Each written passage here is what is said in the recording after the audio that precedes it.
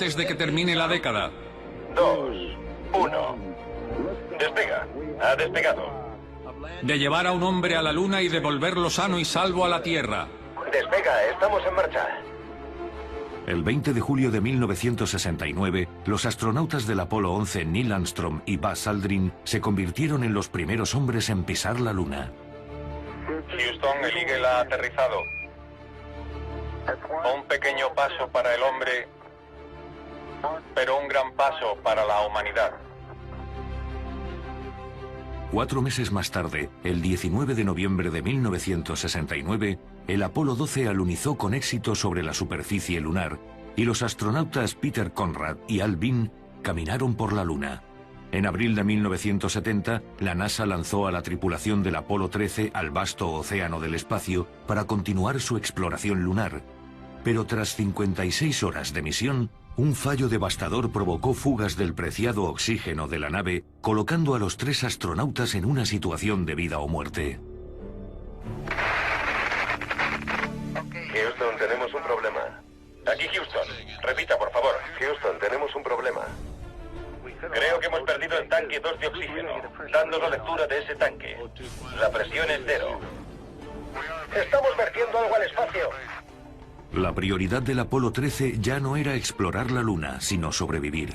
Mientras los equipos de tierra trabajaban contrarreloj, la NASA afrontó la imponente tarea de traer al equipo de vuelta a la Tierra. La explosión del tanque de oxígeno del Apolo 13 casi acaba con la misión de una manera catastrófica. El estado de ánimo en el control era de total incredulidad. No sabemos qué ha ocurrido. Algo ha pasado con la celda de combustible y el tanque de oxígeno. En 1 hora y 54 minutos la presión será de 45 kilos por centímetro cuadrado y eso será el fin. Solo les quedaban unos minutos de energía. Todavía estamos a 70 o 80 horas de distancia de la Tierra. Se nos acababa el tiempo para poner a la nave de nuevo en marcha. Creo que en ningún momento pensamos que aquel rescate era imposible. Si no se hubiese utilizado el módulo lunar, la misión estaba perdida. ¿Qué sigue funcionando en la nave? Pinta mal. Este documental de 2 partes contará la historia de los hombres, la misión y los 13 factores esenciales que cimentaron el exitoso regreso del Apolo 13 a la Tierra como el mejor momento de la NASA. Las 13 claves del Apolo 13. La situación más grave que hemos tenido en un vuelo espacial tripulado. Primera parte. De la Tierra a la Luna.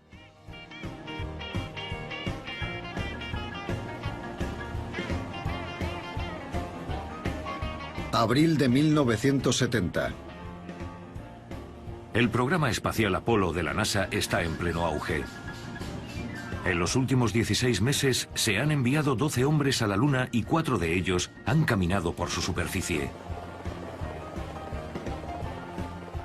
Para la tripulación del Apolo 13, la NASA continúa con los preparativos de su misión más ambiciosa.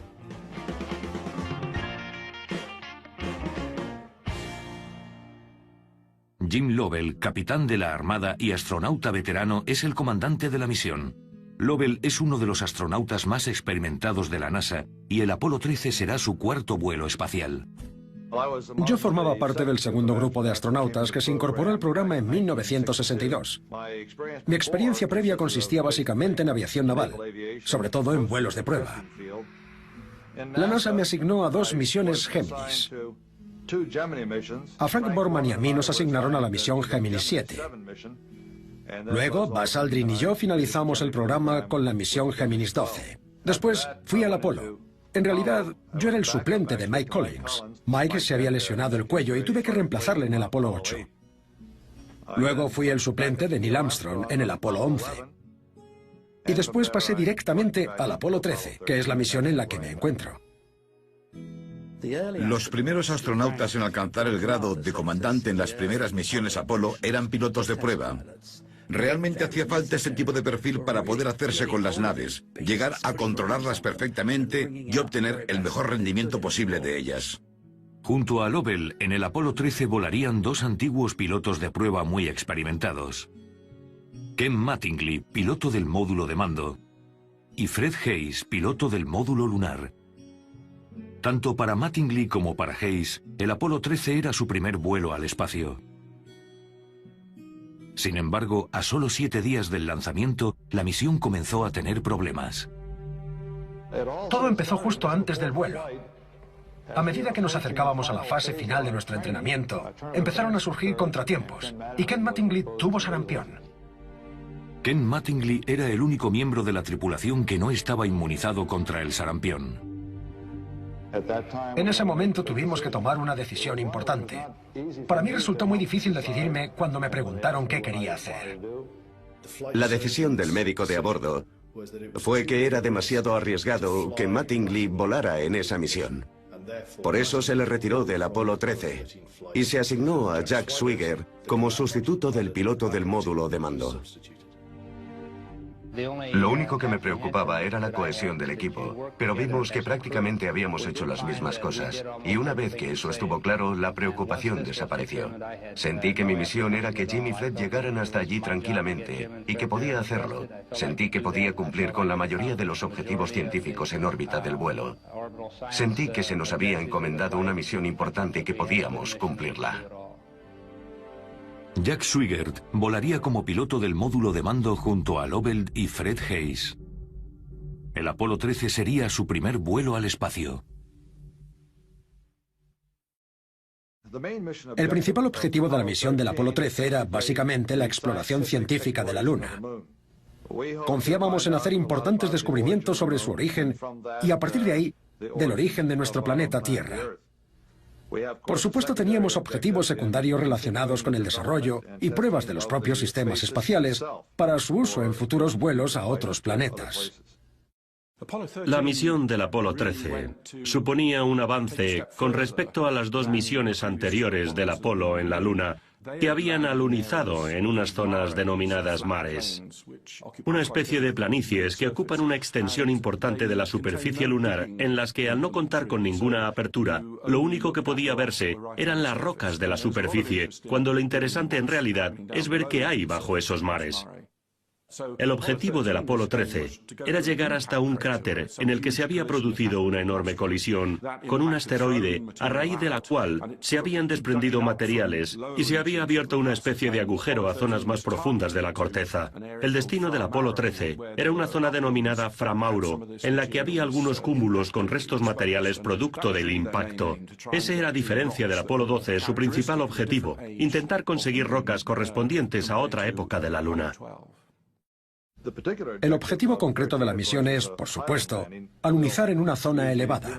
Utilizaremos el módulo lunar para alunizar en un terreno montañoso o elevado denominado Fra Mauro, explorar ese terreno a pie e intentar averiguar exactamente cómo se formó, así como implementar un paquete experimental llamado ALSEP. Era una misión con una tripulación claramente interesada en el aspecto científico. En el caso del Apolo 11 y el Apolo 12, se trataba sobre todo de vuelos de ingeniería, aunque en ambos también se realizó mucho trabajo científico. Decidimos que íbamos a realizar un trabajo de flujos térmicos para medir cualquier calor potencial procedente de la Luna, y para eso hacía falta un taladro Black & Decker de 12 voltios, desarrollado especialmente para perforar agujeros de 3 metros, con un diámetro de 2,5 centímetros, en la superficie lunar. El Apolo 12 no contó con un instrumento tan sofisticado. Fue difícil definir cómo se iba a utilizar el taladro. Tenían que perforar 2 agujeros, colocar 2 sondas en el interior y conectarlas con la estación central. Era el experimento más complejo que se había realizado hasta el momento. Pero el lema del Apolo 13 era: de la Luna, conocimiento. Y la verdad es que la tripulación estaba entusiasmada con el trabajo científico que iban a realizar. Sabíamos que harían todo lo que pudiesen con el equipo del que disponíamos, y teníamos una excelente relación con ellos. Pero el público norteamericano no comparte el entusiasmo de la NASA por la próxima misión del Apolo.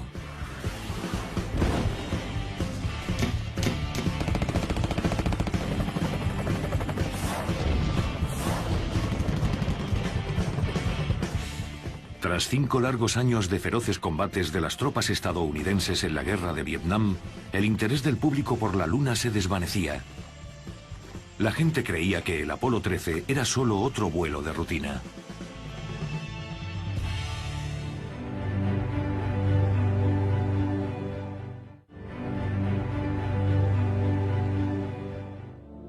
Día del lanzamiento, sábado 11 de abril de 1970.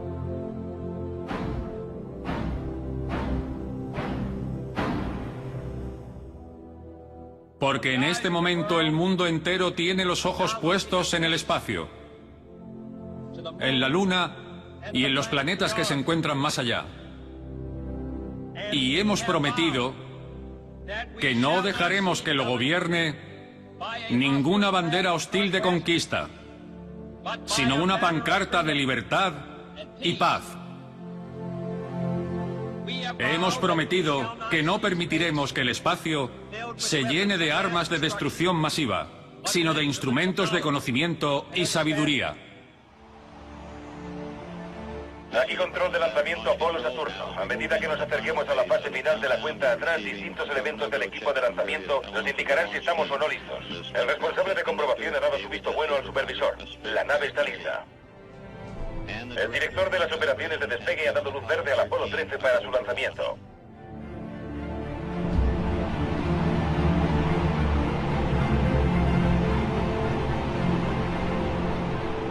Un minuto y contando. Primera etapa, segunda etapa, tercera etapa. Pasamos a energía interna. 25 segundos y contando. El Apolo 13 está listo.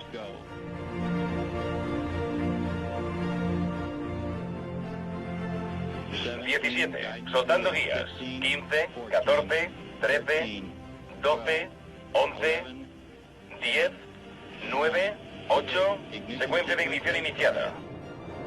6, 5, 4, 3, 2, 1.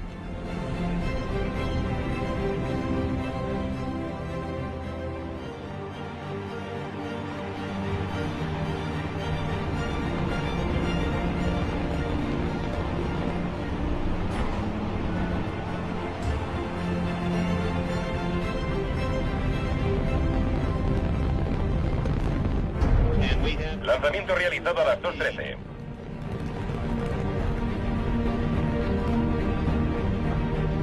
El Saturno 5 ha alcanzado un empuje de 3,5 millones de kilos y se ha desenganchado de la torre.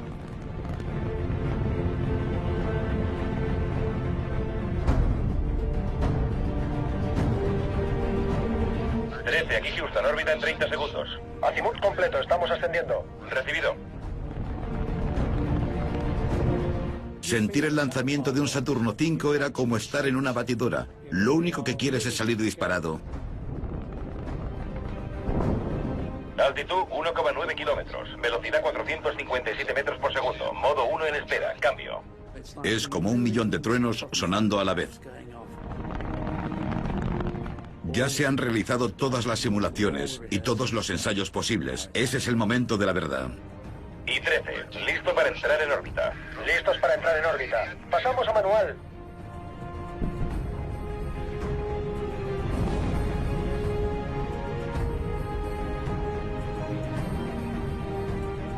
Cinco minutos y medio después del despegue, la tripulación comenzó a sentir unas vibraciones anormales antes de entrar en órbita.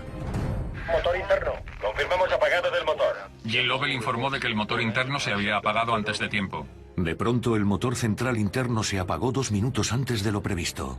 La tripulación estaba preocupada por el fallo del motor y se lo comunicaron al centro de control. Algo pasa. ¿Qué indican las lecturas? Houston, ¿qué pasa con el motor 5? Jim, aquí Houston. No sabemos por qué se ha apagado antes de tiempo, pero los otros motores están listos. ¿Estáis listos? Recibido.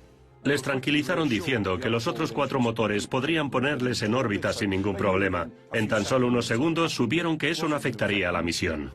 Para el centro de control, la razón por la que se apagó el motor era un misterio que podría ser la salvación de toda la misión. Durante el ascenso a través de la atmósfera, se producen numerosas vibraciones en la nave. Estas vibraciones, denominadas pogo, por la forma que tienen los cohetes de vibrar sobre su propio eje, se llevan produciendo desde los primeros vuelos de cohetes propulsados con líquido. Estas vibraciones fueron un problema recurrente con los enormes motores del Saturno V, porque podían crear tal variación en la propulsión que literalmente el pogo podía llegar a destrozar el vehículo. En el Apolo 13 se produjeron 3 momentos pogo. Los 2 primeros fueron similares a los que se conocían, pero el tercero casi pone fin a la misión de manera catastrófica. El motor central de la segunda fase llegó a vibrar en vertical 16 veces en un segundo, comprometiendo gravemente la estructura del Saturno V. Disponían de sensores en el interior que detectaban cuándo estaba ocurriendo esto, y uno de esos sensores apagó el grupo de los 5 motores centrales. Si el vehículo hubiese sufrido otro ciclo de estas intensas vibraciones, habría acabado excediendo sus límites estructurales, y eso habría sido catastrófico. Fue el vuelo del Apolo 13 lo que llevó a los ingenieros a revisar repetidamente el efecto Pogo, porque, obviamente, el vehículo se vio gravemente comprometido, y desde entonces se instalaron medidas para suprimir estas vibraciones. 13, aquí Houston. La trayectoria es buena, el empuje es bueno. Recibido. No tenemos muy claro por qué se ha apagado antes el motor interno, salvo por un fallo del mismo. Pero tal y como está todo ahora, estamos seguros de que podréis hacer la inyección translunar. Recibido, no hay nada como un lanzamiento interesante. Desde luego. Tras el apagado del motor, el vuelo continúa según lo previsto. Durante los 2 primeros días, el Apolo 13 sigue su trayectoria a la Luna en lo que tendría que ser la misión más tranquila del programa hasta la fecha. Vale, estáis en la cámara indiscreta. No nos habíamos dado cuenta, Vance. ¿Vale? Aquí es imposible peinarse. Supongo que tendrás que renunciar a algo. Deberíamos hacerle una foto a Jack, para que todas las chicas sepan que todavía está aquí. Sí, buena idea. Ahí está Big Jack. Vamos a conectar con el Apolo 13 a una distancia de 253.724 kilómetros.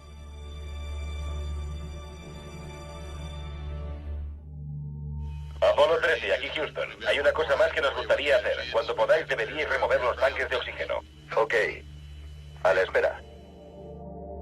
7 minutos después de la retransmisión, el centro de control ordenó a Jack Swigert que encendiera los ventiladores dentro de los 2 tanques de oxígeno líquido de la nave. Un procedimiento rutinario para remover el contenido de los tanques. Pero cuando se encendió el ventilador del tanque número 2, unos cables en mal estado provocaron un chispazo. Las primeras 56 horas de vuelo podrían considerarse lo que yo llamaría normales. Habíamos seguido el plan de vuelo. Todo iba según lo previsto. El oxígeno hizo que el fuego se propagara dentro del tanque. El rápido aumento de la presión provocó fracturas en el tanque. Fred aún estaba en el módulo lunar. Jack estaba en el módulo de mando, en el asiento de la izquierda. Y yo estaba en medio, en la plataforma inferior de equipamiento, lidiando con los cables de televisión y una cámara. La plataforma de la celda de combustible del módulo de servicio se inundó de gas a alta presión, haciendo saltar por los aires un panel de 4 metros. Entonces los 3 escuchamos un golpe bastante fuerte. Solo un golpe fuerte. Houston, tenemos un problema. Aquí Houston, repite, por favor. Houston, tenemos un problema. Espera, tienen un problema. Tienen más de un problema. Vale, chicos, escuchad. Las celdas de combustible 1 y 3 se han desactivado. Eso es lo que vemos aquí. Los ingenieros del centro de control supieron inmediatamente por las lecturas de su panel de instrumentos que se había producido un fallo muy grave en el módulo de servicio. Lo que vemos es que la presión de nitrógeno de la celda de combustible 1 y la 3 es baja. No puede ser. Puede que se haya perdido la celda de combustible 1 y parece que la celda de combustible 3 no está. No me lo puedo creer. Aparentemente, 2 de las 3 celdas de combustible de la nave se habían perdido. Estas celdas son la principal fuente de energía eléctrica del módulo de servicio. Debido al increíble aumento de presión provocado por la rotura del tanque, se liberó tanta energía que el panel salió volando y se desplazó el soporte en el que se asentaban las 3 celdas de combustible. El golpe cerró varias válvulas y las celdas de combustible funcionaban solo gracias al oxígeno que había en los conductos. Así que solo les quedaban unos minutos de energía eléctrica. Temiendo que el casco de la nave estuviese dañado, Swigert intentó sellar rápidamente la escotilla que comunicaba el módulo de mando con el módulo lunar. Como no sabía cuál era el origen del golpe, temía que pudiésemos perder presión. Así que cerré la escotilla. Hemos empezado a cerrar el túnel de nuevo. Swigert y Lovell intentaron cerrar la escotilla 5 veces, pero al final la tripulación decidió dejar la escotilla para más tarde y centrarse en un nuevo problema. Ya no había presión en el tanque de oxígeno 2. Y la presión del tanque 1 aunque era estable, descendía progresivamente. Resultaba obvio que estábamos perdiendo oxígeno. Perdemos presión de oxígeno en el tanque 2. Necesitamos saber la presión exacta de ese tanque. La cantidad de oxígeno en el 2 es 0. Mi preocupación aumentaba por momentos.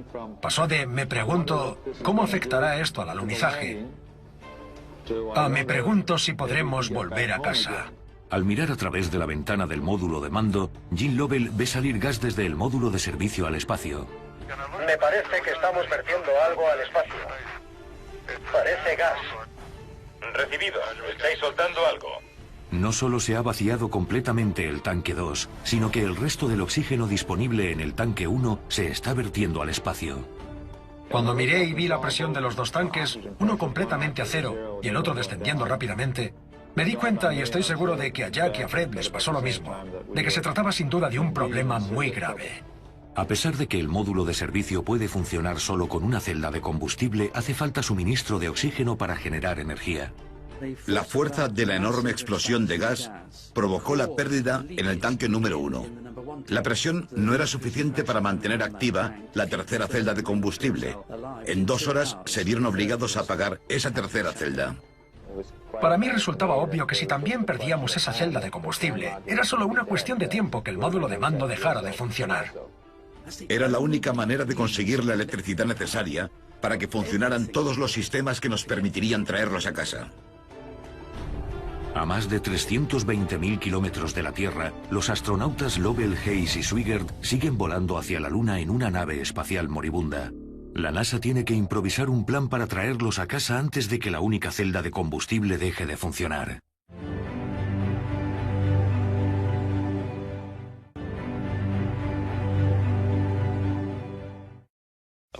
Apolo, aquí control en Houston.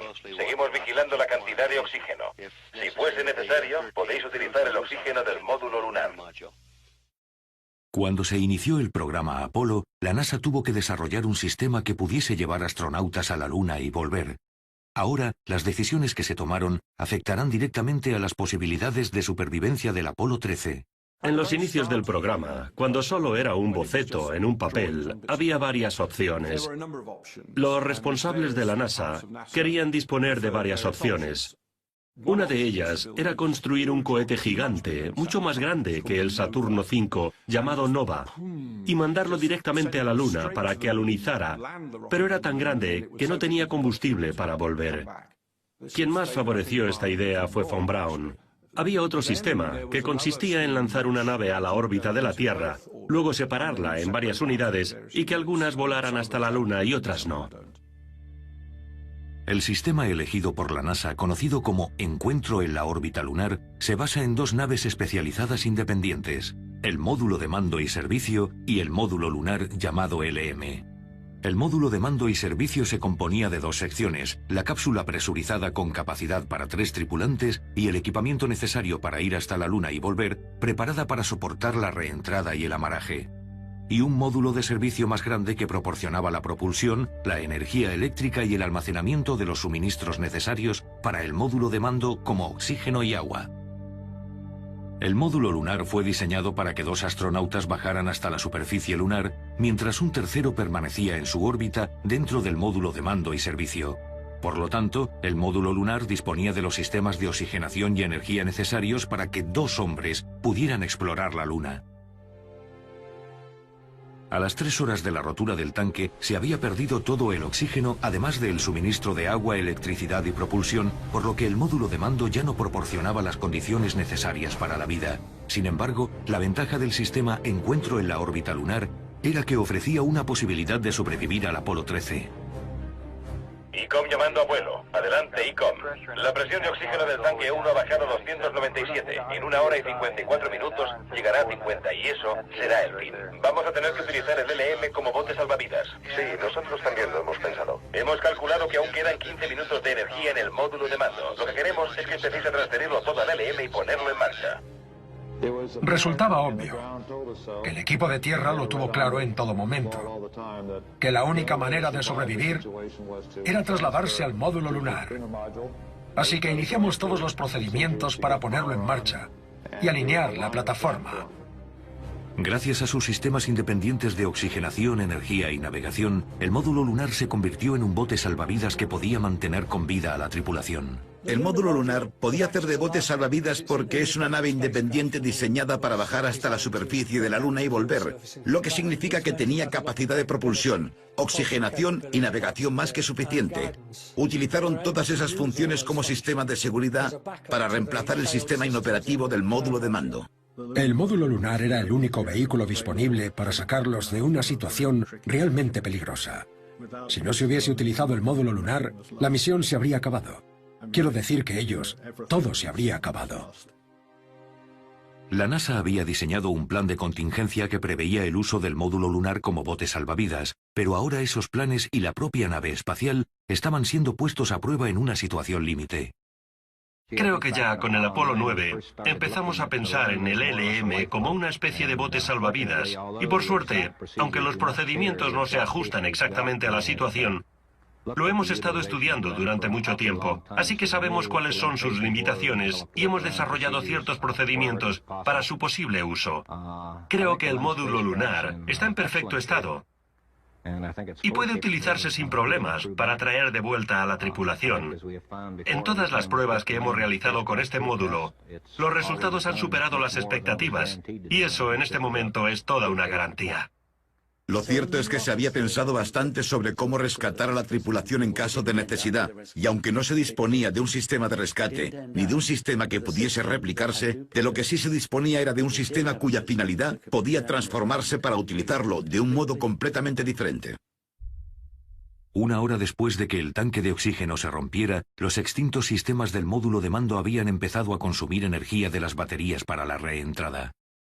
En las naves Apolo, la electricidad se genera a partir de unas celdas de combustible que usan oxígeno e hidrógeno para reaccionar. La pérdida de oxígeno en el módulo de servicio significaba que la nave ya no podía generar energía eléctrica y que la única energía que quedaba era la de las baterías que debían usarse para la reentrada en la atmósfera. En una misión normal, la cápsula del módulo de mando se separa del módulo de servicio justo antes de volver a entrar en la atmósfera de la Tierra, pero esta operación necesita el suministro eléctrico procedente de las celdas de combustible instaladas en el módulo de servicio. Por eso hacen falta baterías en el módulo de mando, para mantener la trayectoria. Las baterías de reentrada tienen esa función. Sin ellas no se puede manejar el módulo de mando durante la reentrada. Disponemos de 3 baterías de reentrada en el módulo de mando y no hay modo de recargarlas ahora que las celdas de combustible están vacías.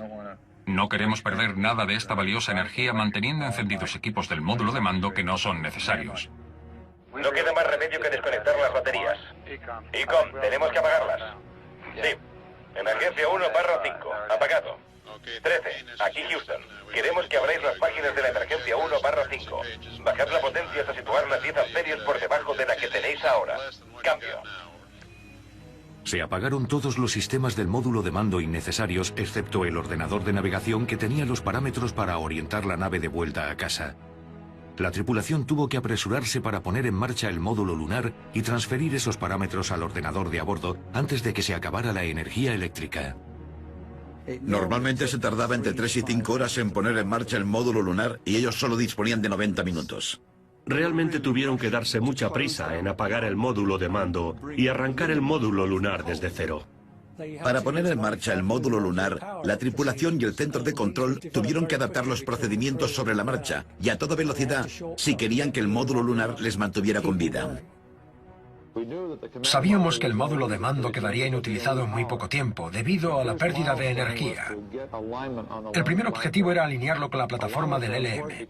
Estos ajustes son muy importantes, porque sin saber exactamente la altitud de la nave en el espacio, no hay modo de saber cómo calibrar los motores de esa nave para establecer la trayectoria adecuada y volver a casa.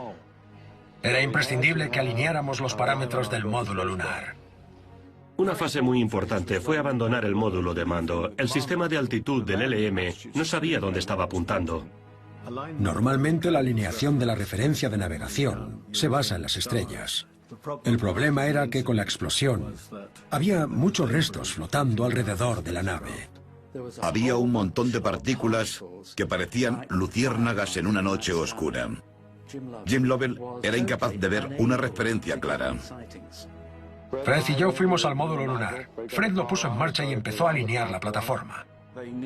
Necesitaban transferir los datos y las referencias del sistema de navegación del módulo de mando al módulo lunar. Utilizamos un procedimiento del protocolo de activación. Jack nos dio los ángulos. Lo cierto es que tenían que leer y literalmente gritarse las coordenadas para que las oyeran en el LM e introducirlas en su ordenador. Estaba tan preocupado por la exactitud de los cálculos que conecté con el centro de control para que los repitieran. Cuando los confirmaron, los introduje. Finalmente alineamos la plataforma. Una vez introducidos los parámetros en el sistema de navegación del módulo lunar, se apagó el módulo de mando para conservar la preciada energía de sus baterías. Establecido el módulo lunar como bote salvavidas, la NASA consiguió estabilizar la situación y ganar un poco de tiempo para la tripulación. Trabajaba como personal de apoyo en el Departamento de Navegación y Control del programa Apolo. En los primeros momentos, lo que más me preocupaba era entender qué había pasado y cómo se podía resolver la situación. Y aunque todo el mundo se encontraba bajo mucha presión, nadie se dio por vencido. Siguieron confiando y consiguieron infundir ánimos a la tripulación. Ellos sabían mejor que nadie lo seria que era la situación. Parecía que había cierta calma mientras se buscaban respuestas. Nadie llegó realmente a perder los nervios. Creo que si la gente hubiera empezado a perder los nervios, la situación se habría desmoronado. Ahora, la NASA debía centrarse en la mejor estrategia para traer el Apolo 13 de vuelta a casa.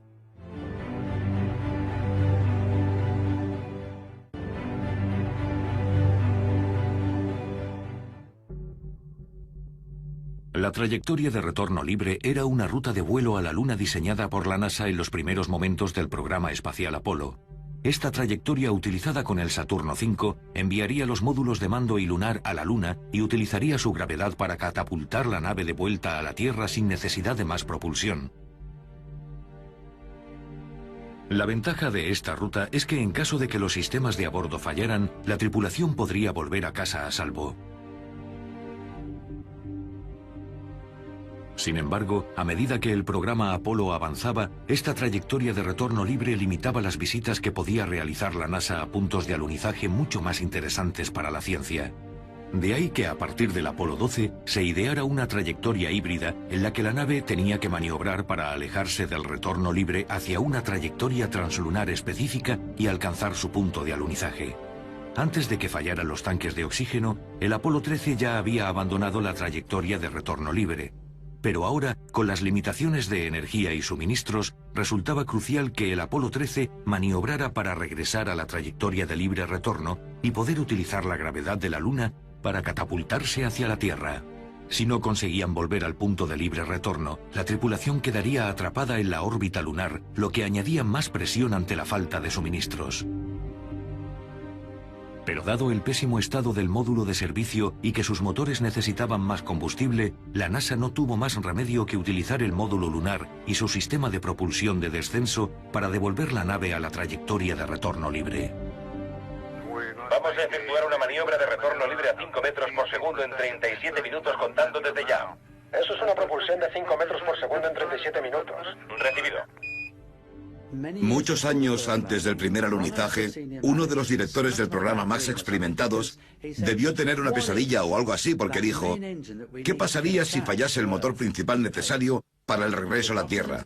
Nos ha llevado hasta la órbita lunar, pero no tenemos manera de volver a encenderlo. Quiero saber, añadió, si puede utilizarse el sistema de propulsión del módulo lunar y los suministros a bordo para llevar a la tripulación hasta la órbita lunar y traerlos de vuelta a la Tierra. Y se hicieron las pruebas necesarias. Grumman, el fabricante del módulo lunar, realizó pruebas para ver cómo dirigir desde el módulo lunar las dos naves hasta la altitud necesaria y cómo utilizar el motor de descenso, destinado normalmente para bajar a la superficie lunar, para sacar a la nave de la órbita lunar y traerla de vuelta a la Tierra. Eso es algo que yo nunca había intentado y la verdad, no sé si alguien lo había hecho. Es una tarea muy difícil y tuvimos que invertir la mayor parte de la primera fase de emergencia centrados en averiguar cómo controlar la nave de ese modo. Prácticamente todos los detalles de los procedimientos utilizados para traer de vuelta a la tripulación se habían simulado de un modo u otro. Pero lo realmente crucial, lo que todos temíamos, es que nadie había puesto todos esos aspectos en una única secuencia de eventos. Siempre pensamos que esto o aquello podría suceder, pero nunca de manera simultánea, como pasó con el 13. Con el tiempo agotándose, el centro de control y la tripulación se emplearon en reconfigurar el módulo para propulsarlo al punto de retorno libre. Vale, tenemos una corrección de la trayectoria media al retorno libre y tengo los ángulos GDA del LM. Impulso 8.6 azimut 6,75. Empuje del motor de descenso 5 al 10%, el resto al 40%. Ángulos GDA, impulso 8.6, azimut 6,75. Empuje del motor de descenso 5 al 10%, el resto al 40%. Recibido. Jack, tenemos una trayectoria media al retorno libre. Vale, preparados en un minuto. Recibido, Acuario. Listos para empuje.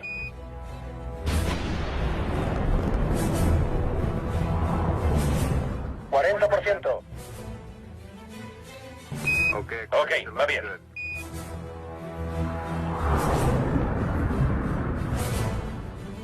Ok, ahora están 16, 85, Jack. Afirmativo, no hace falta compensar. Recibido.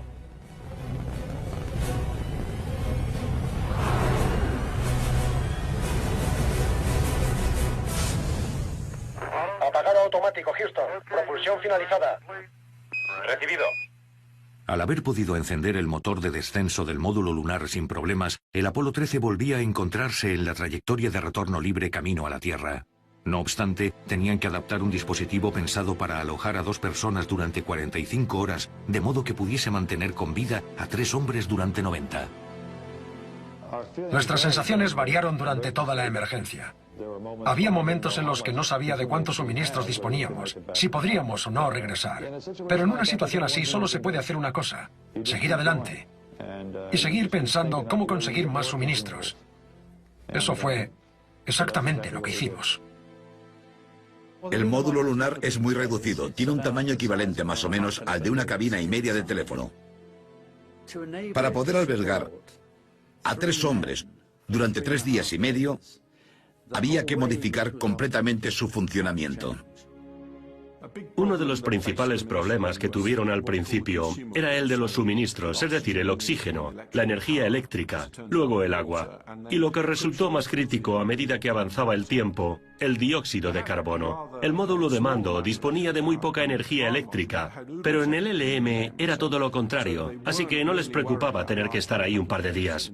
Curiosamente disponían de mucho oxígeno para respirar en el módulo lunar, lo cual no es difícil de entender, teniendo en cuenta que estaba previsto que este bajara hasta la superficie lunar y abriera las compuertas, liberando así oxígeno hacia afuera. Así que tenían un montón de oxígeno para respirar en el LM. También tenían la electricidad necesaria, pero el elemento realmente crucial era el agua, que era imprescindible para enfriar el equipamiento eléctrico.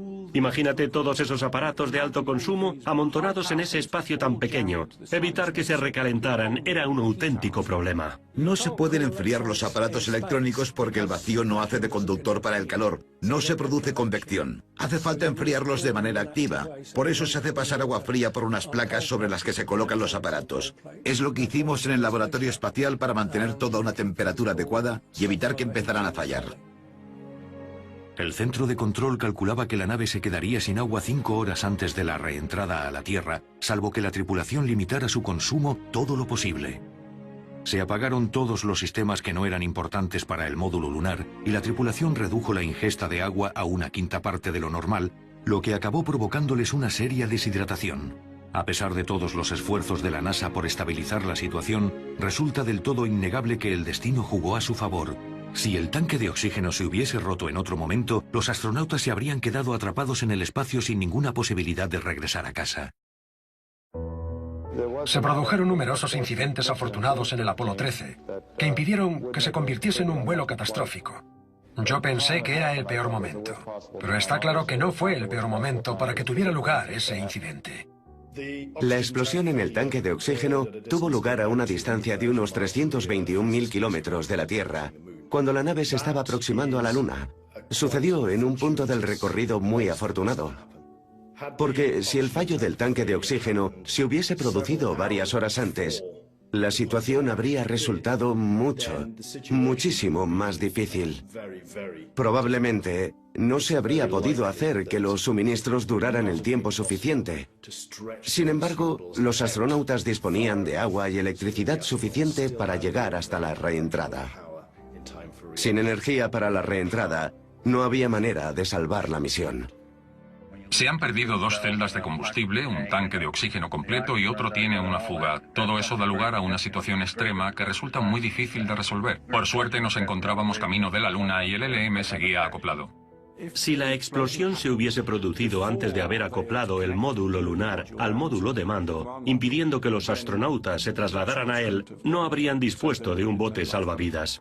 El hecho de que el módulo lunar esté en las condiciones que está, cuando aún no se han consumido ninguno de los suministros, resulta muy favorable. Siempre hemos considerado al LM un bote salvavidas para circunstancias como esta. No obstante, si en algún momento de la misión se hubiese separado, la situación habría sido catastrófica. El Apolo 13 se encuentra ahora a 780 kilómetros por encima de la Luna. Falta poco más de un minuto para perder la conexión con la nave. Seguimos en espera y vigilantes aquí en el centro de control de Houston.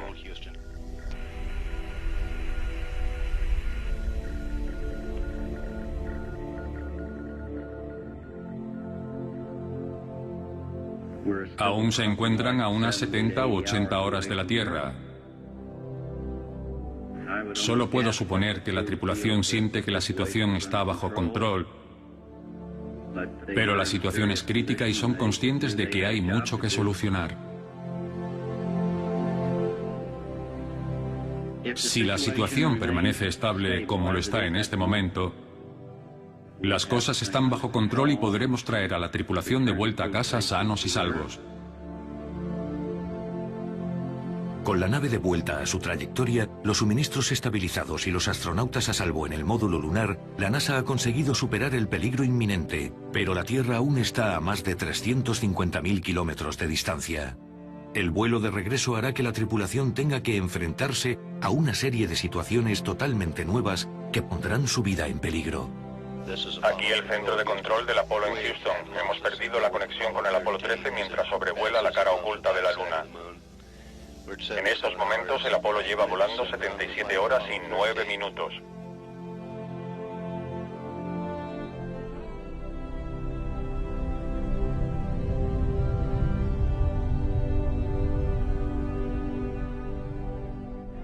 En el próximo capítulo...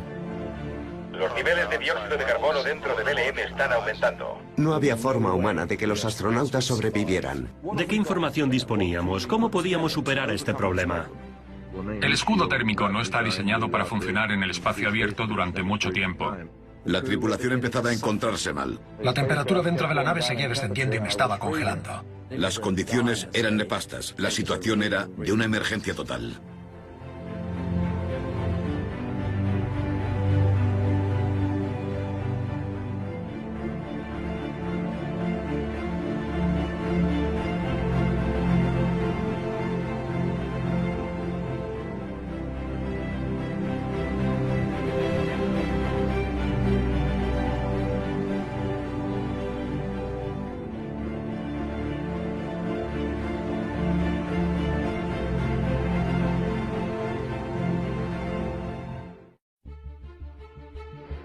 Segundos y contando.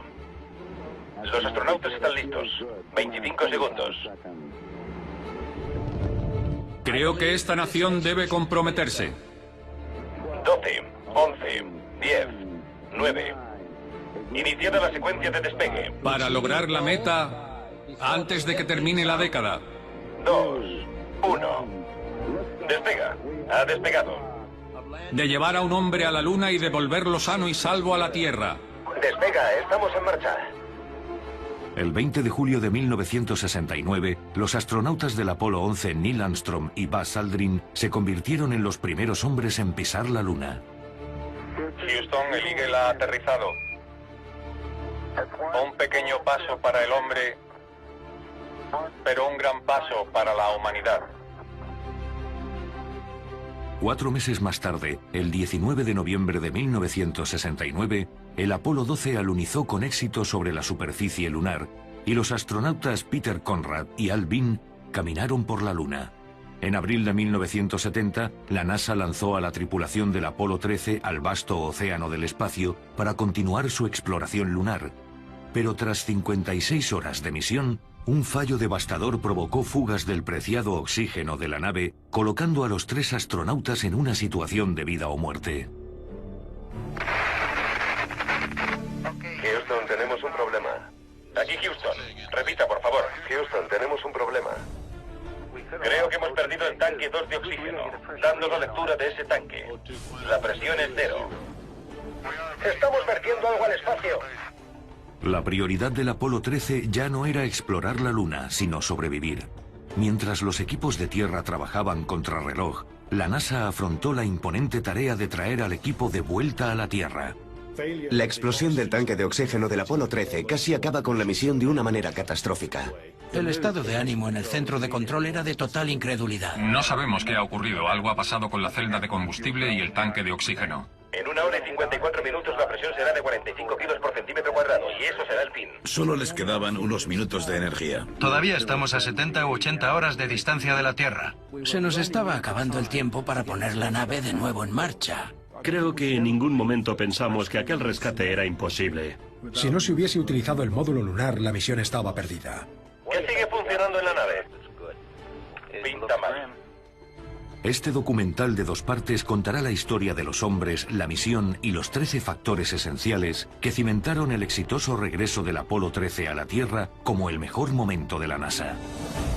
Las 13 claves del Apolo 13. La situación más grave que hemos tenido en un vuelo espacial tripulado. Anteriormente, en la primera parte... Cuando miré y vi la presión de los 2 tanques, uno completamente a cero y el otro descendiendo rápidamente, me di cuenta de que se trataba de un problema muy grave. Después de que la ruptura de un tanque de oxígeno paralice el Apolo 13, los técnicos de control y los astronautas siguen inmediatamente los procesos de emergencia.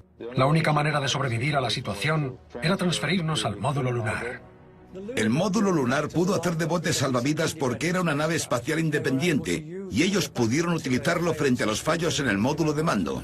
Normalmente se tardaba de 3 a 5 horas en activar un módulo lunar y tuvieron que hacerlo en 90 minutos. Sin saber la posición exacta de la nave en el espacio, no había forma de volver a casa. La alineación del vehículo se suele llevar a cabo con las estrellas. El problema fue que después del incidente había desechos flotando alrededor de la nave. Arrancan el motor de descenso del módulo lunar para poner a la nave en trayectoria de retorno a la Tierra. Aquarius, vais bien. De acuerdo, Houston, vamos allá. La NASA trabaja para reconfigurar este módulo para 2 hombres que ahora debe mantener a 3 con vida durante más de 90 horas. Uno de los grandes triunfos del rescate del Apolo 13 fue la forma en la que el equipo logró sobrevivir con el combustible justo. En una situación así solo puedes hacer una cosa: seguir adelante y pensar maneras posibles de obtener más nutrientes. Hemos perdido la señal con el Apolo 13 cuando pasaba por la cara oculta de la Luna. Ya estamos en 77 horas y 9 minutos. Seguimos vigilando desde el centro de control del Apolo en Houston.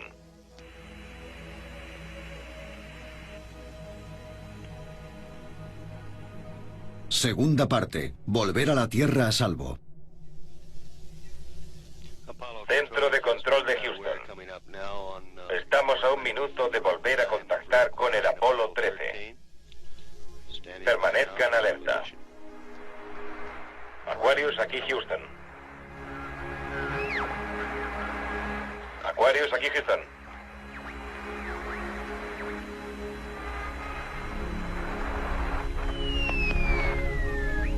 Apolo 13, aquí Houston. Adelante, Houston. Ahora se le oye alto y claro. Recibido. Con el módulo lunar actuando como bote salvavidas y la nave de nuevo en la dirección de retorno, el Apolo 13 está en camino de amerizar en el Océano Índico dentro de 4 días. Pero al no haber equipos desplegados en el Océano Índico, el equipo se quedaría flotando en el módulo de mando a la espera de ser rescatados. El centro de control debe reducir el tiempo de vuelo para lograr amerizar en el Océano Pacífico, donde unas fuerzas navales ya están esperando. Nuestro primer logro fue situarnos en el camino de vuelta. Y el segundo fue regresar a casa temprano. El tiempo del vuelo de vuelta habría sido de 155 horas si hubiera sido distinto. Pero a las 2 horas de salir de la Luna, se decidió desde tierra reducirlo a 79 horas. Una maniobra para acortar el tiempo de regreso. Un vuelo más corto no solo aliviaría la escasez de combustible, sino también garantizaría que la cápsula vuelva a entrar en la atmósfera terrestre sobre el Océano Pacífico. El equipo de control de la misión tiene 2 opciones, y ambas requieren usar el motor de descenso del módulo lunar. La primera aceleraría el vuelo 36 horas. Pese a ser la más rápida de las 2 opciones, esto implicaría deshacerse del módulo de servicio, algo que la NASA no quiere hacer. Eso iba a exponer el escudo térmico del módulo de mando a temperaturas muy altas y muy bajas, y les preocupaba mucho que se agrietara. El escudo térmico era esencial. No se podía volver a entrar en la atmósfera terrestre si no estaba en buenas condiciones. El escudo térmico principal no está diseñado para operar en el espacio libre durante largos periodos de tiempo, sino para poder regresar a la Tierra. Existe la preocupación de que si nos deshacemos del módulo de servicio, se deteriore ese escudo térmico y tengamos problemas. Por eso preferimos mantener el módulo de servicio. Nadie sabía si el módulo de mando podría aguantar esa condición térmica, esas temperaturas heladas del espacio durante todo el camino sin el módulo de servicio acoplado. Y además, esta operación requerirá todo el combustible restante del motor, lo que plantea otro problema. Hacer correcciones a la trayectoria de la nave, que podrían ser necesarias cuando se acercara a la Tierra, ya no sería posible. Considerando esto, la NASA elige la opción más segura, la segunda, una aceleración más corta de 4 minutos, que devolverá a la tripulación a la Tierra solo 12 horas antes de lo previsto, pero preservará combustible para las correcciones posteriores. Dado el éxito que el equipo de operaciones de la misión estaba teniendo en estirar la cantidad de tiempo que duraría el combustible, no había necesidad de una opción tan extrema. Podían centrarse en consumir menos energía, reservar un poco de combustible, mantener el escudo térmico a salvo y dejar el tiempo en 42 horas. Fue sobre todo preguntarse cuál es la forma más segura de hacer esto. Y todas las decisiones que se tomaron fueron las adecuadas. Ellos volvieron por la ruta más lenta posible, porque querían tener la posibilidad de hacer algunas correcciones de posición antes de llegar a la Tierra. Entraron en la atmósfera a la altura justa y, al acercarse a la Tierra, comenzaron a alejarse del punto exacto. Y eso les preocupó. Pero el haber reservado un poco de combustible en el motor para hacer correcciones fue la decisión más idónea, porque necesitaron hacer esas correcciones de camino a la Tierra. Habría sido horrible si hubieran salvado a los astronautas para luego verles pasar el planeta de largo por solo unos kilómetros o verles quemarse en la atmósfera. La precisión de esta operación es crítica. El equipo de dinámica de vuelo del centro de control insiste en usar el ordenador de orientación del módulo lunar para guiar la nave. Pero como este sistema consume gran cantidad de energía, lo tendrán que apagar permanentemente en cuanto estén en posición. A partir de ahí, los astronautas tendrán que pilotar manualmente. Sistema de empuje del descenso. Duración 4 minutos y 24 segundos. El director de vuelo, Jim Kranz, está moviéndose por la habitación hablando con cada miembro de su equipo. Aquí Houston, cambio. Houston, le recibo. Jim, adelante, darle potencia. Muy bien, entendido. Quedan menos de 30 segundos para el tiempo programado de la ignición, más 2 horas de propulsión del Apolo 13. El motor está listo. Seguimos en contacto.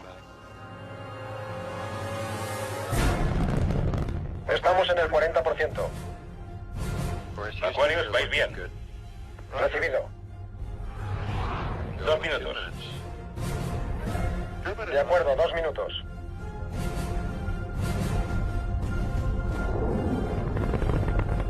Tres minutos.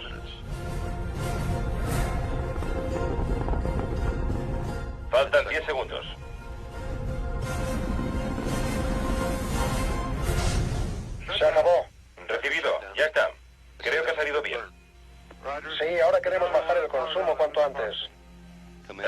comandante Jim Lovell informa que el motor ya está apagado.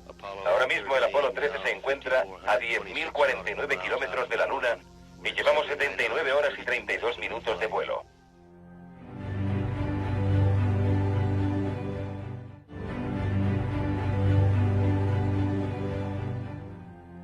Casi 24 horas después de la explosión de un tanque de oxígeno, la tripulación completa la operación prevista. El Apolo 13 regresará a la Tierra para amerizar en el Pacífico. Pero con el fin de ahorrar combustible, vuelven a apagar todos los sistemas del módulo lunar, excepto los de orientación, comunicaciones y sistemas de refrigeración líquida. En Tierra estaban muy preocupados con la cantidad de energía disponible. Y nosotros también. Así que decidimos pasar a un modo de apagado. Lo apagamos casi todo. Supongo que todos, incluido yo, estábamos un poco engañados sobre a cuánto se podía bajar la potencia del módulo lunar. Cuando terminamos, se estableció en un consumo de 11 amperios por hora. El módulo lunar, una de las máquinas más sofisticadas jamás construidas, ya está funcionando con menos potencia que una aspiradora doméstica. Centro de control del Apolo. A las 82 horas y media, el módulo lunar ha sido apagado. A bordo de la nave espacial, los 3 tripulantes deberían estar comiendo en este momento. De una forma extraña, la singularidad del Apolo 13 acudió de nuevo en nuestra ayuda, porque era la primera misión en la que llevábamos paquetes de comida húmeda. Al no poder beber agua potable porque el agua escaseaba, podían extraer la humedad de los alimentos para obtener el agua y los electrolitos que el cuerpo necesita para mantener las facultades mentales. Y las facultades mentales del equipo debían permanecer fuertes en esas condiciones deplorables. Mientras el Apolo 13 se dirige hacia la Tierra, la tripulación puede por fin darse el lujo de recuperar el sueño que tanta falta les hace. Por supuesto, al principio de este particular vuelo, no queríamos dormir mucho, porque estábamos preocupados por lo que fuera a pasar. Pero una vez que entré en el módulo de mando para dormir, Jack estaba en el interior, y le dije: Jack, baja todas las persianas, pongamos esto bien oscuro. Así podremos relajarnos y dormir un poco. Me desperté un par de horas después y me estaba congelando, porque normalmente al bajar las persianas se tapa la luz del sol y se enfría la nave. Pero la mayoría de los vuelos, el calor de los sistemas actúa rápido y recalienta el interior. Y en cuanto vuelves a subir las persianas, la temperatura se normaliza. Pero las volvimos a subir después de eso, y la nave nunca volvió a calentarse. La temperatura del módulo de mando siguió bajando lentamente. Creo que hasta justo antes de la reentrada llegó a los 3 grados. Sin energía para la calefacción eléctrica, las temperaturas en el interior de la nave espacial bajan hasta casi 0 grados. Este descenso no solo representa una amenaza para los astronautas, sino también para equipos vitales a bordo de la nave espacial que pueden deteriorarse por el frío extremo. En un vuelo normal, el módulo de mando y servicio mantendría las temperaturas a un nivel razonable. Las cosas se diseñan para trabajar a unos 20 grados. No sé, una temperatura normal, y que no se aleje demasiado de eso. Como la tripulación y el éxito de la misión dependen de este equipo de precisión, es fundamental que el centro de control mantenga la nave dentro de unas condiciones térmicas aceptables. Aquí en el centro de control de misiones, estamos buscando la manera de configurar el control térmico pasivo para mantener el equilibrio térmico de la nave durante el resto del vuelo. Además de combatir las gélidas temperaturas del espacio profundo, un lado de la nave espacial está constantemente bajo el extremo calor del Sol. En la órbita de la Tierra, la órbita baja de la Tierra al menos, estás mitad del tiempo bajo la luz del Sol y mitad del tiempo en la oscuridad. Pero en el camino a la Luna, el Sol está ahí siempre. Y no quieres que un lado de la nave espacial se ponga muy caliente y el otro muy frío. El centro de control da instrucciones a la tripulación para iniciar el control térmico pasivo, una maniobra que gira lentamente la nave con el fin de distribuir uniformemente el calor del Sol.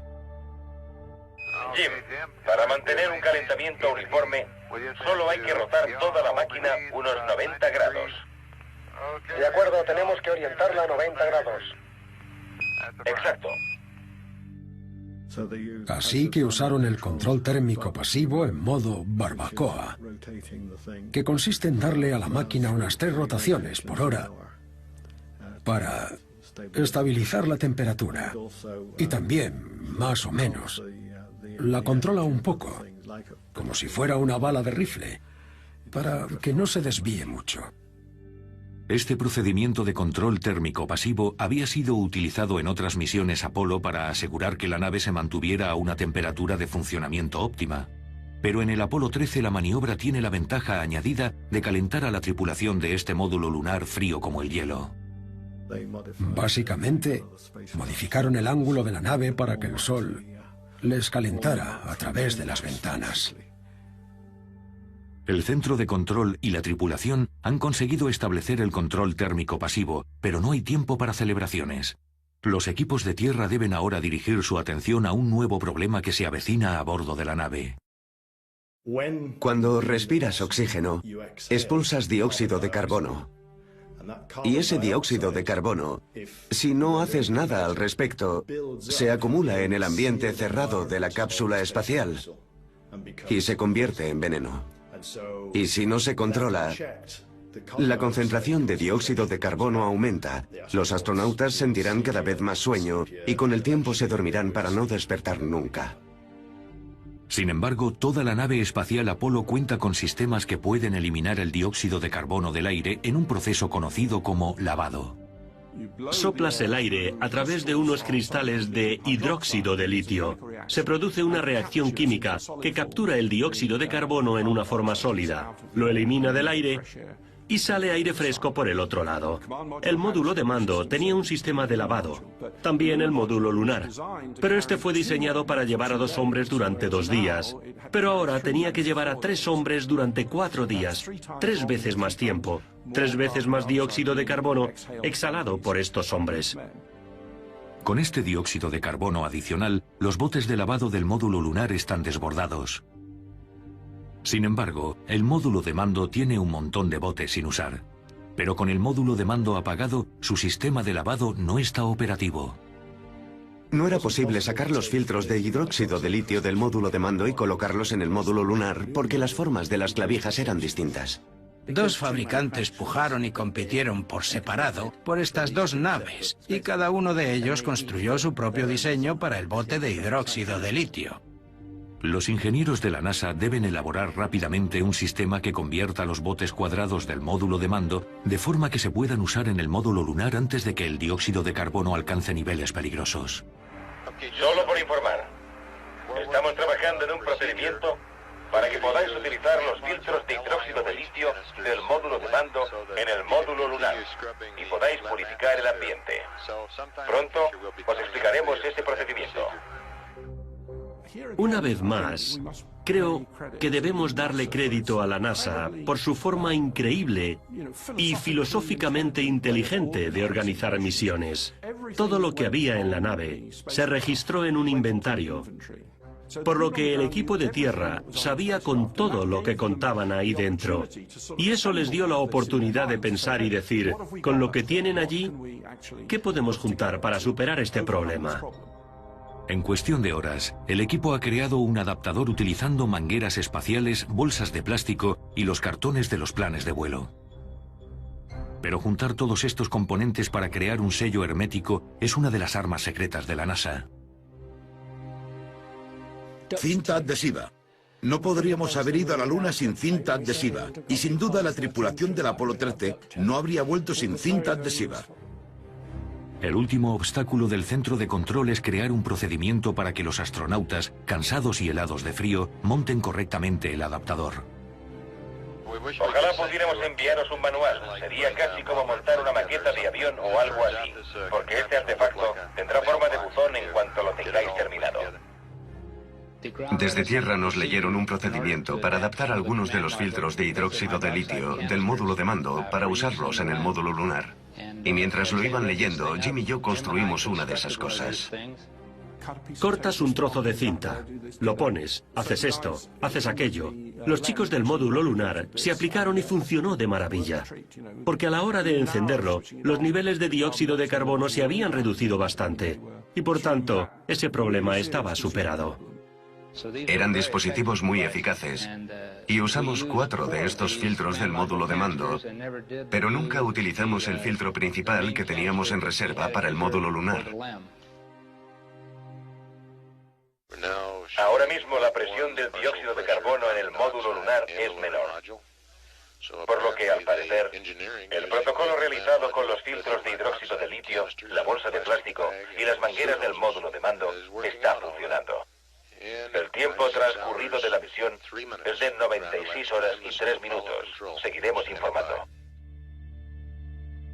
Tras evitar una intoxicación por dióxido de carbono, la tripulación puede respirar tranquila. Pero en el centro de control crece la preocupación por la trayectoria de la nave. El equipo de seguimiento de la dinámica del vuelo ve que se está desviando. Aunque se trata de un desvío pequeño, su impacto en la reentrada de la cápsula a la atmósfera terrestre podría ser catastrófico. La intención era entrar en la atmósfera de nuestro planeta con un ángulo de entre 5,5 y 7,5 grados, viniendo de la Luna. Así que la precisión con la que debes alinear el curso del vuelo es crucial para mantener viva a la tripulación. Si el Apolo 13 continúa en esta trayectoria a la deriva, su ángulo de reentrada será demasiado pequeño y la cápsula pasaría de largo la atmósfera terrestre y se quedaría varada en el espacio. Los astronautas deben volver a realizar un giro preciso con el sistema de propulsión de descenso del módulo lunar y corregir la trayectoria del vuelo, modificando el ángulo de reentrada de la cápsula para garantizar que penetrará en la atmósfera terrestre.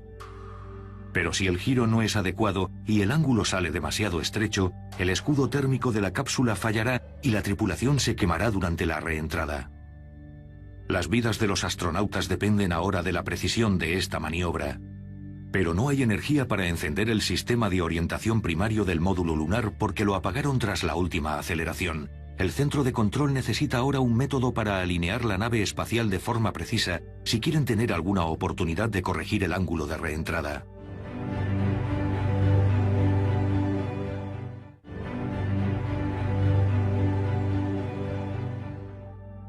El plan B para poner la nave en posición sería utilizar el Sol y la Tierra como puntos de referencia. El procedimiento normal sería utilizar el equipo de orientación de a bordo y si hay algún fallo imprevisto se recurriría a esta opción. Sin potencia disponible para el sistema de orientación primario del módulo lunar, la tripulación debe utilizar el sistema de orientación secundario que consume menos energía. Este sistema ayudará a la tripulación a posicionar la nave de forma precisa, pero primero hay que comprobar si sirve. La técnica que ahora deben usar solamente ha sido probada una vez por un solo astronauta, Gene Lovell. En el Apolo 8 nos preocupaba la idea de quizá perder una plataforma en el viaje de regreso a casa. Y como nadie había hecho un viaje lunar antes, nos pusimos a pensar en maneras de determinar la forma en que podríamos hacer estas correcciones de vuelo. Y a algunos del MSC se les ocurrió la idea de usar el límite de la Tierra y luego la posición del Sol para orientar la nave espacial.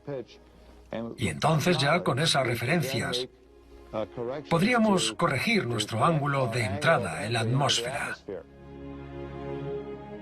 Este procedimiento de auxilio utiliza el límite de la Tierra con un objetivo. El límite es la línea que separa el lado del planeta que está de día y el lado que está de noche. El límite proporciona un objetivo fijo en la Tierra y se puede usar para establecer una alineación precisa. Lo que hicieron fue utilizar el sistema de alineamiento óptico llamado COAS y maniobrar la nave para que el COAS alineara el límite de la Tierra con el vehículo espacial y fuera posible crear la figura geométrica correcta para tomar la dirección adecuada. A las 105 horas nos dieron instrucciones para volver a arrancar el motor de descenso y orientar la nave de cierta manera. Y cuando nos explicaron aquel procedimiento particular, no me lo podía creer. Porque incluso cuando estuve en el Apolo 8, pensé que nunca tendría que recurrir a algo así. Y ahí estaba, en el Apolo 13, usando ese mismo protocolo que había sido desarrollado tiempo atrás. Jim, simplemente, si colocáis la línea horizontal del COAS en los cuernos de la Tierra, os pondréis en la posición adecuada. Está bien. Creo que ya lo tengo. Ya he pillado la forma en que debería verse la Tierra en el COAS. Gracias. A vosotros. Era un problema muy complejo, porque como no se podían usar sistemas automatizados, fue un trabajo que se hizo entre 3 hombres. Al ser una operación manual, nos pusimos los 3 a la vez. Jack se encargaba del tiempo, nos decía cuándo encender el motor y cuándo pararlo. Fred se ocupaba de la maniobra de cabeceo y yo de la inclinación y de pulsar los botones para arrancar y detener los motores. Así que después de esto quizás recomendaríamos que se construyeran módulos lunares para 3 personas. Ese tipo de maniobra requiere una inmensa cantidad de destreza. Y por eso la selección de pilotos de prueba para los equipos de astronautas fue tan importante. Eran personas que iban a realizar tareas en las que sus vidas dependían de decisiones muy precisas e inmediatas y de controlar aeronaves en situaciones a menudo muy precarias. Y en ese sentido, los pilotos del Apolo 13 sí eran las personas adecuadas para llevar a cabo esta maniobra. Vamos allá. 2, 1, encendido. Ignición. Coordinar esa maniobra entre los 3 pilotos era algo que había que hacer bien a la primera. El impulso es bueno. Apagadlo. Y fue aquella experiencia previa lo que les dio esa habilidad. Estupendo, buen trabajo. Esperemos que sí. A pesar del frío y el cansancio, los 3 astronautas ejecutan otra maniobra perfecta, corrigiendo la trayectoria del vuelo y el ángulo de reentrada. ¿Cómo vais, Fred? Bien. Solo es para comunicaros que estáis prácticamente en el rumbo correcto y que aquí todos son optimistas al 100%. Parece que vamos por el buen camino con todo esto. Muy bien. Me alegra oír eso.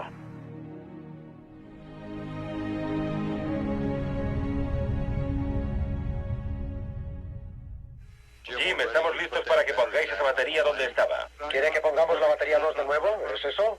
Afirmativo. Vale, ya está. Batería de vuelta a su sitio.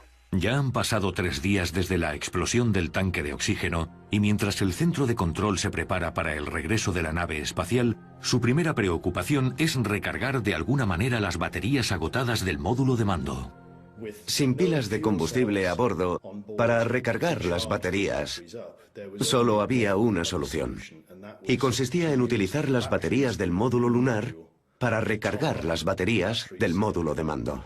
Es un proceso de carga lenta que va transfiriendo energía mientras utilizas a la vez la energía principal del módulo lunar para mantener todo con vida, hasta que la cortas y te vas al módulo de mando.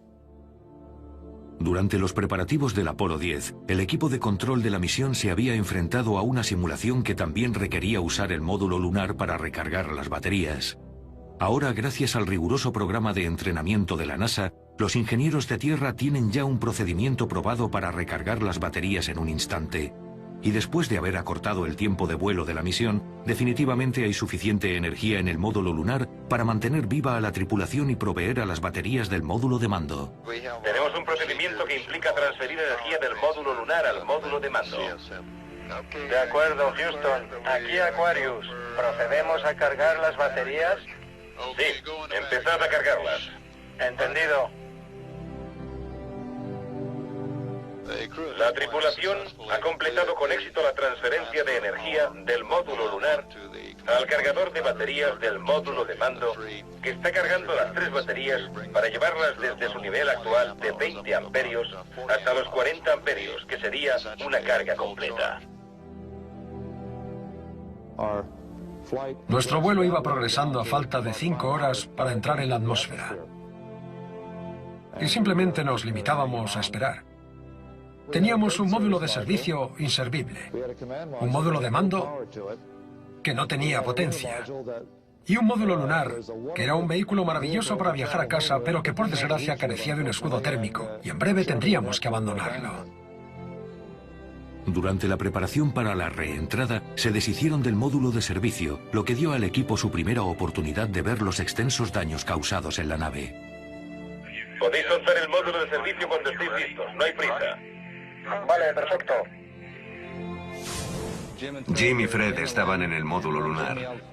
Y cuando gritaron fuego, expulsé el módulo de servicio y Jim se lanzó para tratar de fotografiarlo.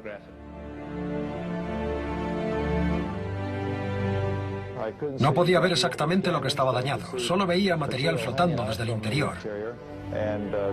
Fred estaba sacando fotos, y Jack estaba sacando fotos del módulo de servicio, intentando capturar algunos de los daños que vimos. Con el módulo de servicio a la deriva en el espacio, el centro de control y la tripulación centran su atención en encender la helada cápsula del módulo de mando. El equipo de tierra estaba trabajando febrilmente con Jack en el módulo de mando para lograr que atravesáramos la atmósfera con éxito. Aquarius, aquí Houston. Lo recibo.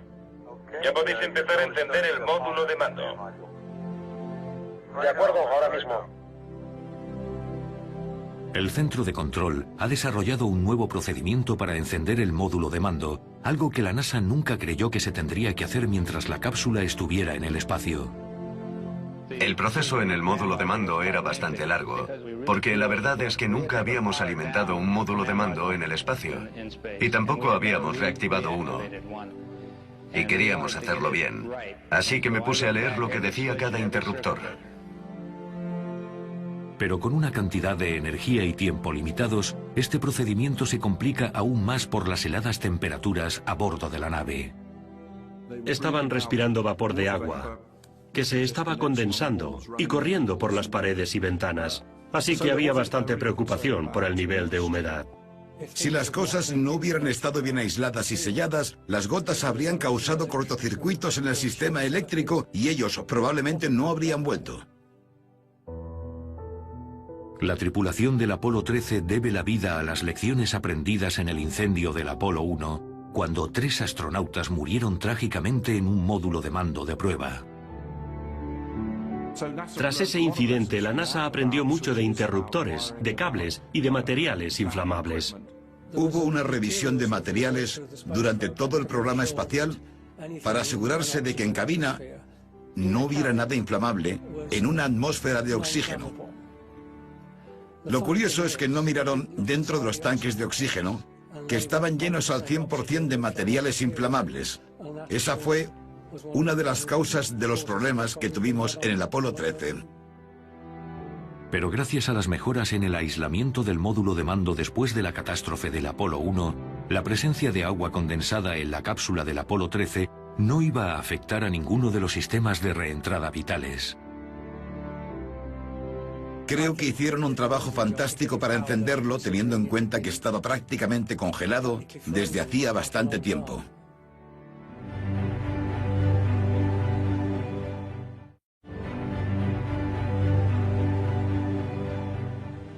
La NASA ha logrado lo imposible. Han trabajado sin descanso para salvar a la tripulación que estaba al borde del desastre y llevarla todo el camino de vuelta a la Tierra, pero el centro de control no puede hacer más. Ahora lo único que se interpone entre la vida y la muerte para la tripulación es esperar que el escudo térmico del módulo de mando esté intacto.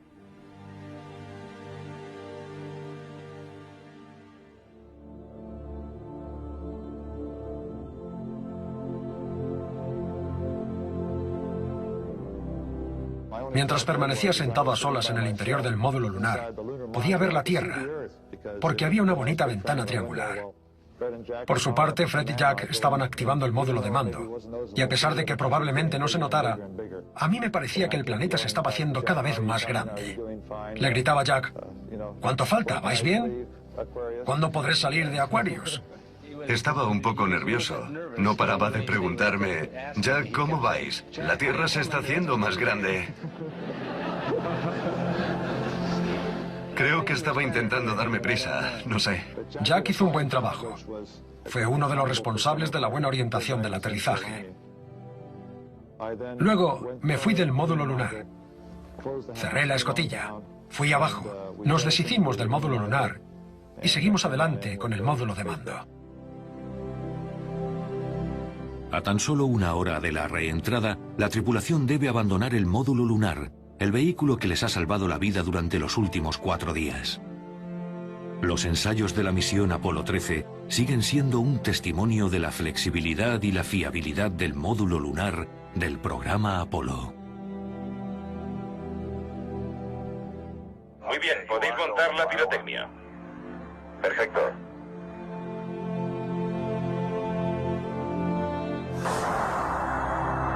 Módulo lunar abandonado. Recibido. Adiós, Aquarius. Y gracias. Aquí centro de control en Houston. A las 141 horas y 31 minutos de vuelo, la tripulación se ha deshecho del módulo lunar. La vida de Aquarius ha terminado a las 141 horas y 30 minutos transcurridas en tierra.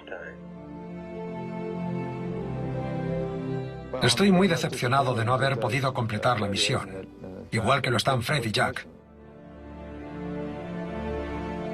El cráter Fra Mauro tenía mucho que ofrecer y pensamos que pasaríamos mucho tiempo en él. A mí personalmente me habría gustado haber aterrizado en la Luna, pero creo que lo que sacamos de este vuelo también ha valido la pena. La cápsula del módulo de mando se sumerge en la espesa atmósfera de la Tierra y pierde el contacto por radio con el centro de control. Si sobreviven a la reentrada, los astronautas estarán finalmente en casa. Centro de control de Houston. El periodo de desaparición de la nave espacial debería haber comenzado hace unos 20 segundos. El Apolo 13 debería estar alcanzando su puerta G máxima ahora mismo.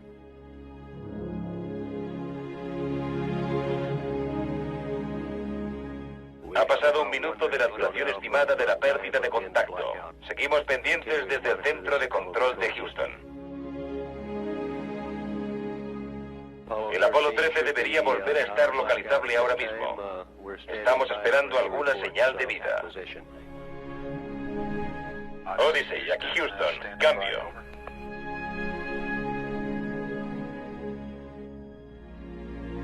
Odyssey, aquí Houston. Cambio.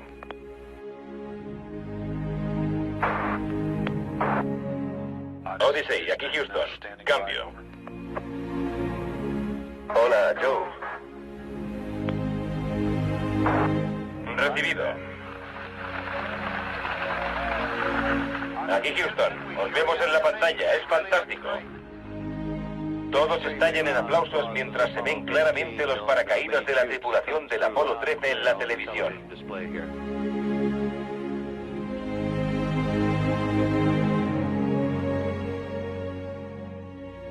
Iwo Jima, a cambio. Tenemos contacto visual en 190, corto. Apolo 13, os vamos a rescatar. Vuestro descenso va como es debido. La sala del centro de control de operaciones está abarrotada de gente. Y todos los controladores de vuelo y astronautas aquí presentes sonríen ostensiblemente. Oh, señor, con mucho gusto acogemos de vuelta a la Tierra a los astronautas Lovell, Hayes y Swigert, quienes por tu gracia, su destreza y la de muchos hombres, regresan sanos y salvos. Amén.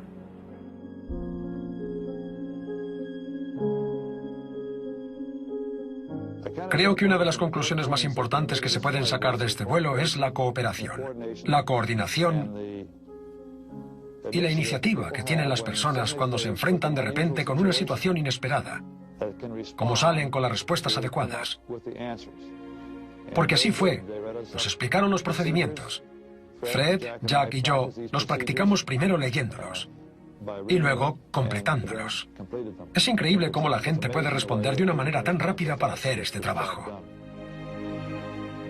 Se habla de los hombres de la mirada de acero, refiriéndose a algunos de los que trabajan en cohetes y naves espaciales, y ese elogio solo se les da a unos pocos.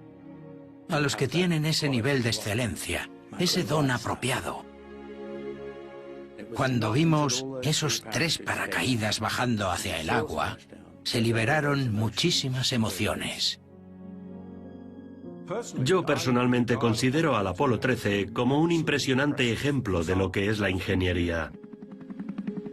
La ingeniería de sistemas, la ingeniería de organización era tan sólida, tan inteligente, estaba tan bien estructurada, que cuando se produjo el accidente, fueron totalmente capaces de resolverlo. Eso me parece impresionante. Y la verdad, no sé quién no querría ser un ingeniero. Sin duda fue un logro increíble. Obviamente, estábamos alucinados de haberles podido traer de vuelta. Creo que el Apolo 13 demostró que la ingeniería de la NASA estaba en su mejor momento. Y para mí es un orgullo haber trabajado en el programa Apolo.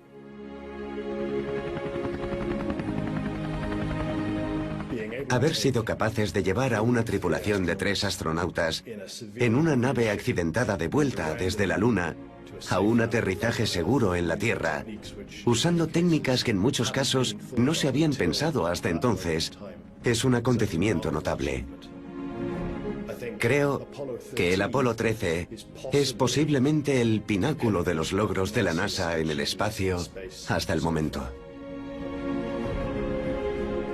Fracasar no era una opción. Y la idea de que podíamos sobrevivir, que teníamos que pensar en la ciencia, la física y la ingeniería, no dejar de creer que podíamos lograr esas cosas, era el mejor ejemplo de ese espíritu que no solo está en la NASA,